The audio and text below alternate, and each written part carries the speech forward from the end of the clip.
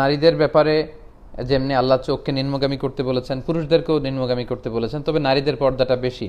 নারীদের পর্দার ক্ষেত্রে ওনাদের দেহের পোশাক ঢিলেঢালা হতে হবে, পাতলা হতে পারবে না, এবং accept her face and hand, এই হাতের কবজি পর্যন্ত আর চেহারা এতটুকু শুধু খোলা রাখতে পারবে একজন নারী। এটা হচ্ছে সর্বোচ্চ ছাড় বা রুকসা। কিন্তু আজিমাত হচ্ছে চেহারাকেও ঢেকে রাখা, কারণ চেহারা হচ্ছে সৌন্দর্যের রাজধানী। একটা মেয়ের সৌন্দর্যকে বুঝতে হলে আমরা তার চেহারার দিকে তাকালেই বুঝতে পারি।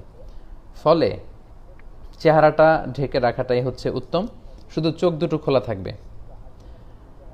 আম্মাজান উম্মু সালামা রাদিয়াল্লাহু তাআলা আনহা, উনি ওনার দুই চোখ খোলা রাখতেন না। উনি বলতেন যে দেখার জন্য তো এক চোখই যথেষ্ট, সো আমি দুই চোখ খোলা রাখবো কেন, আমি একটি চোখ খোলা রাখবো। সো ওনাদের পর্দাগুলো ছিল এমন। আম্মাজান আয়েশা রাদিয়াল্লাহু তাআলা আনহা, খাদিজাতুল কুবরা, তাহারা, ওনাদের জীবনে যখন আমরা পড়ি দেখা যায় যে ওনারা লম্বা কাপড় পরতেন।